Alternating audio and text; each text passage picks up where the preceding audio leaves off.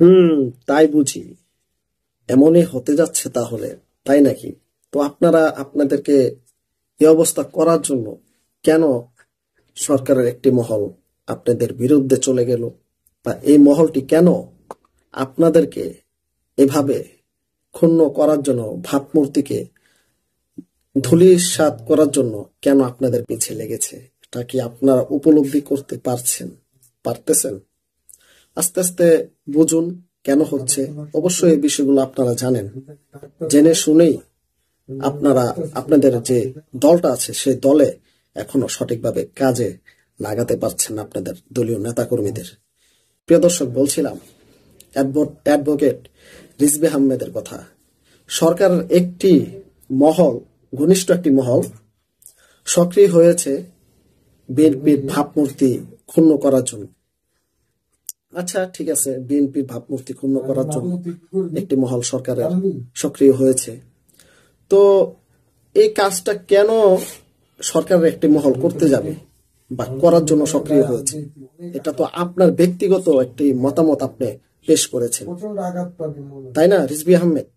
তো রিজভী আহমেদকে বলতে চাই যে দেখুন দেখুন, যদিও আপনার কথাটাকে ধরে এই কথাটাকে উঠাই, এই কাজগুলো এভাবে যে হচ্ছে আপনাদেরকে নিয়ে, তো আপনাদের জায়গাটা আপনারা পরিষ্কার করুন। আপনাদেরকে নিয়ে কেন সরকারের একটি মহল সক্রিয় হয়েছে আপনাদের ভাবমূর্তি ক্ষুণ্ণ করার জন্য, তো এই বিষয়টাকে আপনারা ক্লিয়ার করুন। কারণ এই জিনিসটা এভাবে ক্লিয়ার করতে হবে যে আপনারা যে সমস্ত কার্যকলাপ, চাঁদাবাজি, টেন্ডারবাজি বিভিন্ন জায়গায়, যে সম্পত্তি দ্রুতই এগুলোকে সরিয়ে নিতে হবে। নেতাকর্মীদেরকে বোঝাতে হবে যে দেশের জনগণকে বাদ দিয়ে দেশের জনগণকে মাইনাস করে কোনোভাবেই ক্ষমতায় যাওয়া যাবে না। দেশের জনগণকে মাইনাস করে তো ক্ষমতায় যেতে পারবেন না। আপনাদের তো ভাবমূর্তি অবশ্যই ক্ষুণ্ণ হওয়ারই কথা। তো ভালো কাজ যদি আপনারা করতেন, আপনাদের নেতাকর্মীরা করতো, তাহলে আপনাদের ভাবমূর্তি ক্ষুণ্ণ হতো না, ভাবমূর্তি ঠিকই থাকতো। তো ভাবমূর্তি ঠিক রাখতে হলে আপনাদের ভালো ভালো কাজ করতে হবে। এই যে বিভিন্ন জায়গায় চাঁদাবাজি হচ্ছে, সেগুলোকে নিজের হাত দিয়ে, সক্রিয় হয়ে নিজের হাত দিয়ে এগুলোকে থামাতে হবে।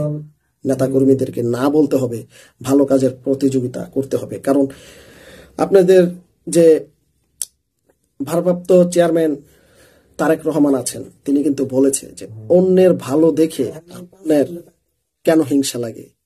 আপনি যে ভালো কাজ করতে পারতেছেন না, সেটা কেন স্বীকার করেন না? আপনি ভালো কাজ করে দেখান। আপনাদের ভারপ্রাপ্ত চেয়ারম্যান জনাব তারেক রহমান কিন্তু এই কথাগুলো বলেছে। যদি একটি মহল আপনাদের পিছনে লেগেছে, একটি মহল, সে মহলটি কে, কাকে বোঝাতে চাচ্ছেন? ছাত্রদেরকে, বৈষম্য বিরোধী ছাত্র আন্দোলন এদেরকে বোঝাচ্ছেন, বা জামাতকে বোঝাচ্ছেন?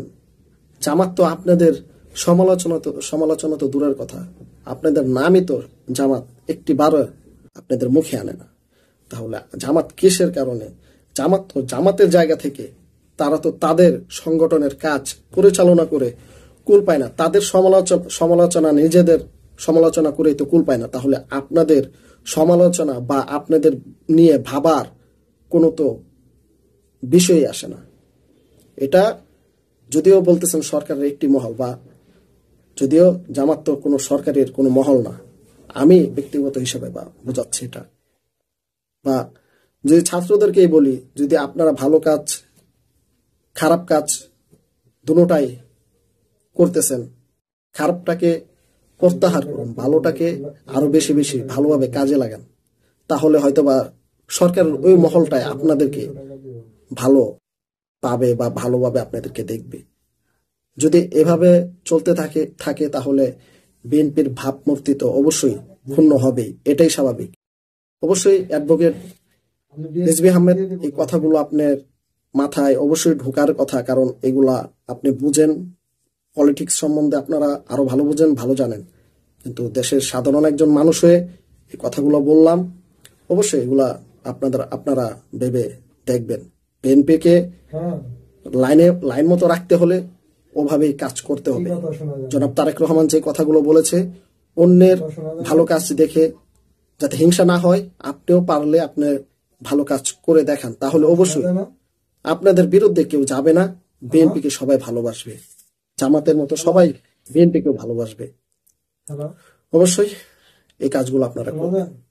আর ভিডিওটা যারা দেখবেন, যদি আপনাদের কোনো মতামত থাকে এই কথাগুলোর প্রেক্ষাপটে, তাহলে অবশ্যই আপনাদের মূল্যবান মতামত জানিয়ে যাবেন। সবাই ভালো থাকবেন, সুস্থ থাকবেন।